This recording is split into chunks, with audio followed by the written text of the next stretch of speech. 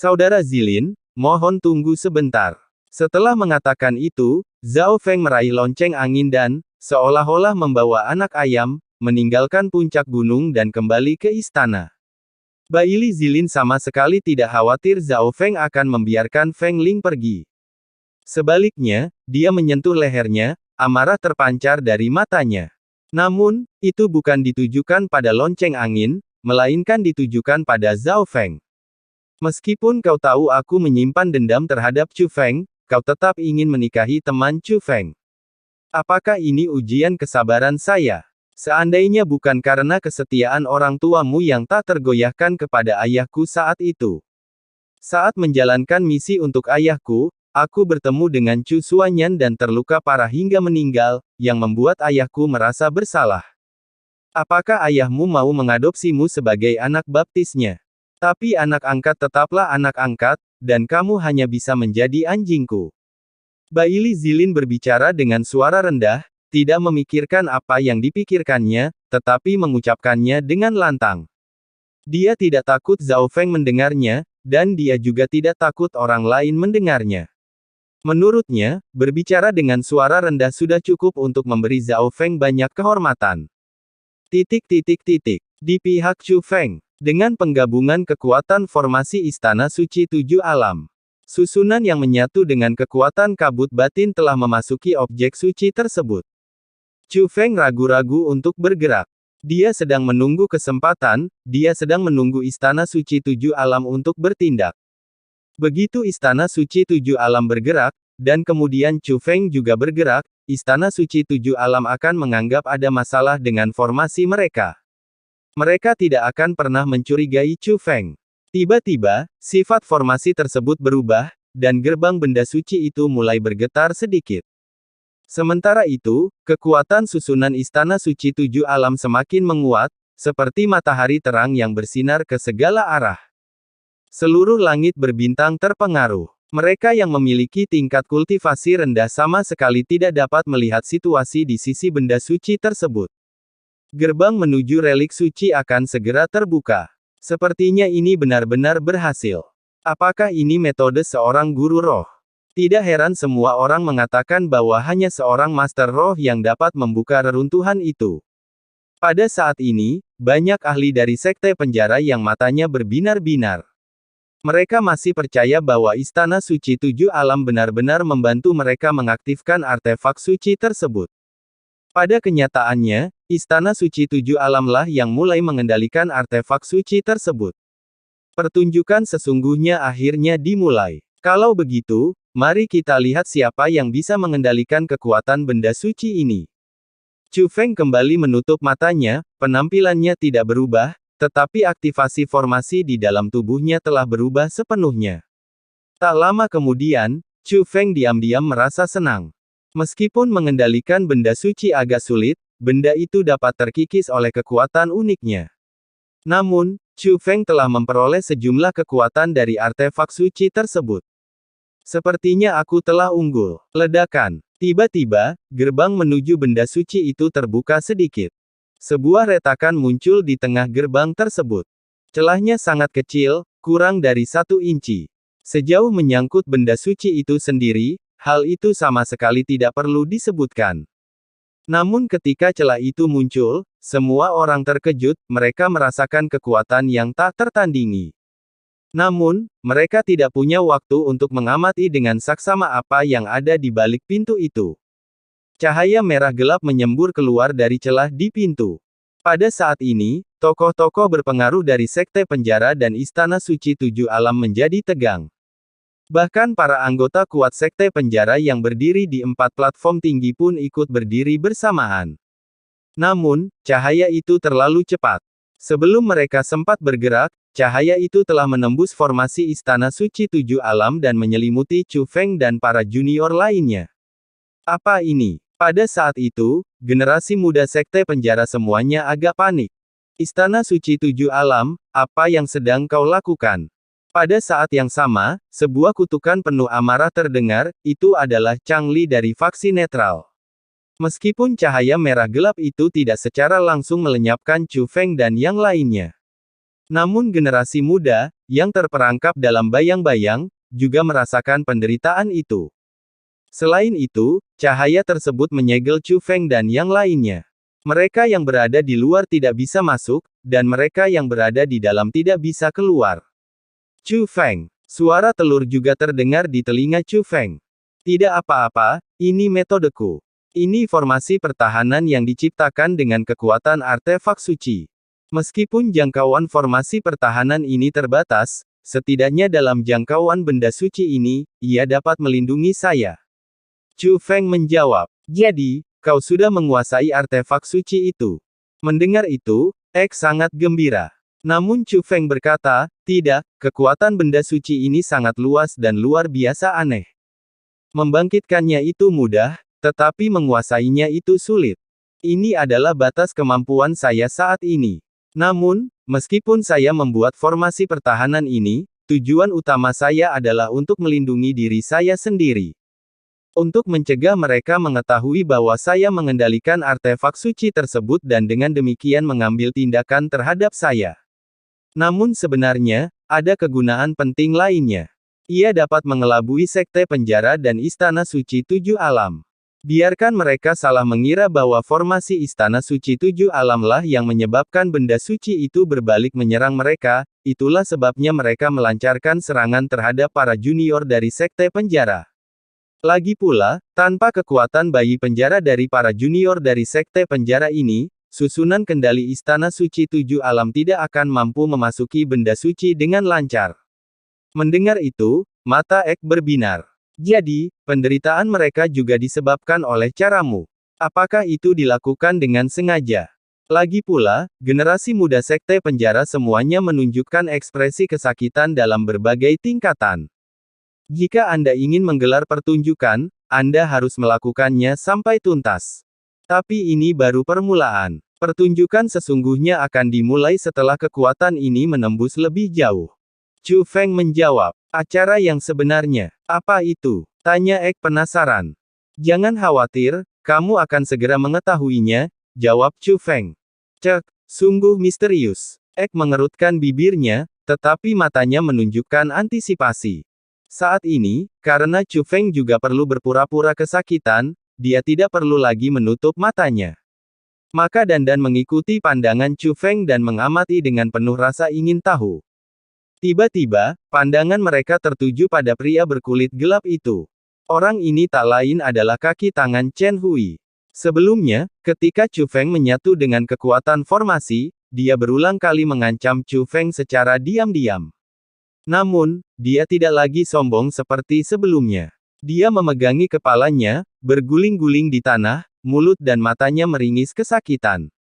Chen Hui merasakan bahwa kondisinya tidak baik dan menghampirinya untuk memberinya pil berharga. Namun penderitaan orang ini tetap tak berkurang. Chen, Tuan Muda Chen Hui, saya telah mempermalukan Anda. Orang ini tidak hanya gagap saat berbicara, tetapi juga menangis terseduh-seduh. Dia tahu bahwa dialah yang paling reaktif di antara generasi muda yang terjebak di sini. Meskipun dia tidak tahu mengapa ini terjadi.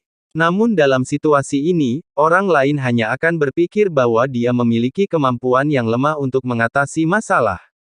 Dia merasa malu akan hal ini. Chen Hui juga merasa aneh, karena dia juga mengalami efek negatif dari kekuatan artefak suci tersebut. Ini jelas tidak seburuk itu. Dia sama sekali tidak mengerti mengapa pasangannya tiba-tiba menjadi seperti ini. Haha, Chu Feng, kenapa anak itu terlihat lebih kesakitan daripada yang lain? Apakah karena kamu memberinya perlakuan khusus? Ek bertanya sambil tersenyum. Tentu saja, jawab Chu Feng. Oh, bukankah kau bilang kau tidak akan merendahkan diri sampai ke levelnya? Senyum Ek menjadi semakin jahat. Maksudku, jangan diambil hati. Tapi aku akan menyimpan dendam, kata Chu Feng. Bab 6531. Tanpa menyadari kebenarannya, Chang Li tiba sebelum formasi dan merebut seorang guru roh alam naga surgawi dari Istana Suci Tujuh Alam. Pergi, bebaskan dia untukku. Ini, aku tidak bisa melakukannya. Formasi ini tidak dikendalikan oleh kita, melainkan oleh Tuan Tanah. Begitu sesepuh Istana Suci Tujuh Alam mengatakan hal ini, sudah sepenuhnya dipastikan bahwa Jie Tianran-lah yang mengaktifkan susunan kendali tersebut. Brengsek. Chang Li mendorong tetua dari Istana Suci Tujuh Alam ke samping, lalu meninju cahaya merah gelap yang menjebak Chu Feng dan yang lainnya. Pukulan itu menimbulkan riak, tetapi lampu merah gelap itu tetap tidak rusak sama sekali. Melihat hal itu, kemarahan Chang Li semakin memuncak, tetapi dia tidak melakukan gerakan lain. Sebaliknya, dia menjentikkan pergelangan tangannya dan mengeluarkan sebuah jimat. Setelah mengaktifkan jimat tersebut, sebuah gerbang penghalang terbuka tepat di depannya. Dia melangkah melewati gerbang penghalang dan memasuki terowongan teleportasi. Terowongan teleportasi itu sangat pendek, jalan keluar muncul dalam sekejap. Lalu dia melangkah keluar melalui pintu keluar. Mereka tiba di dunia spasial yang luas.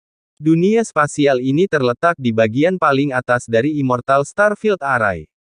Di dunia spasial ini, tidak ada pemandangan, hanya formasi susunan di mana-mana. Tentu saja, sejumlah besar orang juga dapat terlihat di mana-mana. Hal ini tidak hanya mengumpulkan banyak tokoh berpengaruh dari Sekte Penjara. Tempat ini juga mengumpulkan banyak ahli roh dunia dari Istana Suci Tujuh Alam. Chang Li terbang dengan cepat dan segera tiba di area pusat dunia susunan.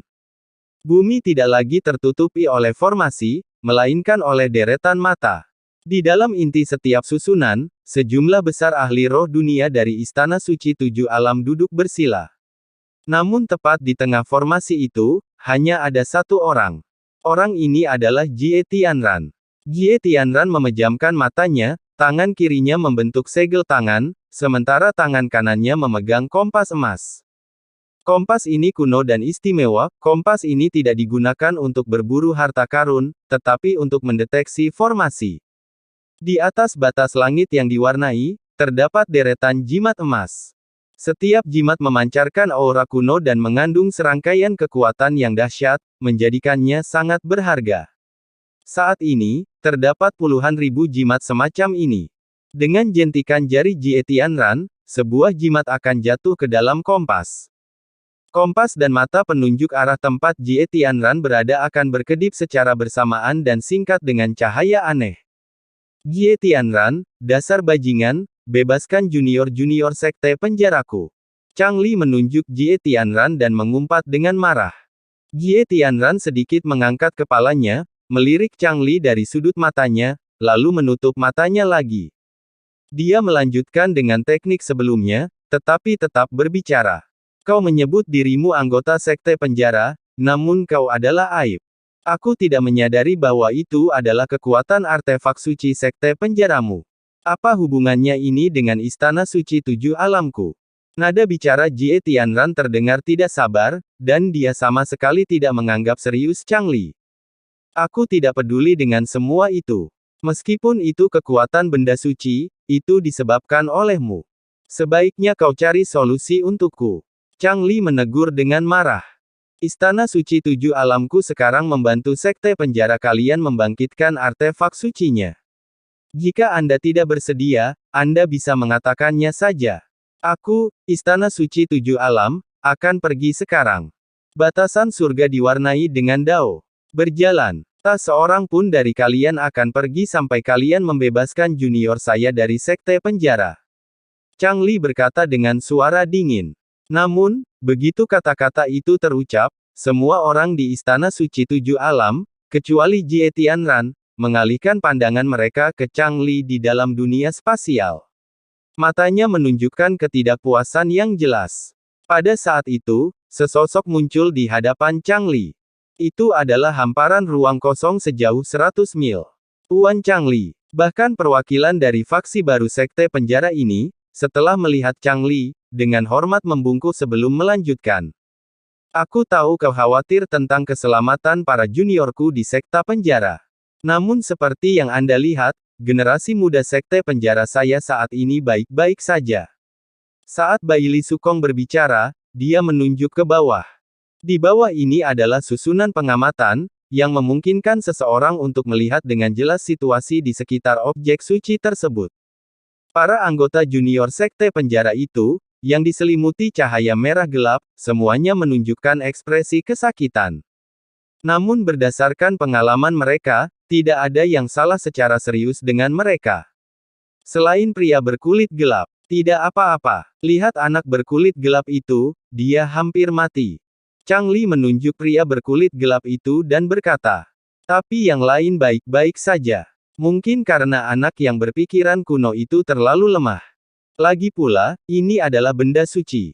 Kita semua tahu betapa sulitnya membukanya. Jika kita ingin membukanya, beberapa pengorbanan tak terhindarkan. Jalan Bailey Void. Kau tahu bahwa 100 Mile Void adalah objek suci. Jika kekuatan benda suci itu benar-benar dapat bangkit, aku rela mati demi itu. Tapi bisakah kau menjamin bahwa Istana Suci 7 Alam dapat membangkitkan kekuatan yang ada di dalam benda suci itu? Tidak lama setelah Chang Li berbicara, suara Jie Tianran terdengar lagi. Karena saya telah mengambil langkah ini, itu karena saya yakin dengan kemampuan saya untuk berhasil. Setelah mendengar itu, Chang Li menunjuk ke arah Jie Tianran, seolah ingin mengatakan sesuatu. Sebelum dia selesai berbicara, Bailey Sukong menarik Chang Li ke tempat yang agak jauh dari mata susunan di bawah. Tuan Chang Li, saya tahu Anda khawatir tentang Istana Suci 7 Alam. Ia dapat membangkitkan benda-benda suci, sekte penjara kami telah mencoba banyak metode. Jika memang ada cara untuk membangkitkan artefak suci itu, kita tidak akan meminta bantuan Istana Suci 7 Alam. Tidak ada yang bisa kita lakukan tentang itu. Ini demi masa depan sekte penjara. Bailey Sukong berbicara kepada Chang Li secara diam-diam. Bailey Sukong, meskipun aku tidak sepenuhnya menyetujui caramu melakukan sesuatu. Namun aku tahu bahwa kau benar-benar setia kepada sekte penjara dan tidak memiliki niat lain. Aku percaya padamu, dan aku tahu bahwa semua yang kau lakukan adalah untuk kebaikan sekte penjaraku. Namun Tianran di dunia ini sangat ambisius, dia bahkan bisa meracuni putri dan cucunya sendiri.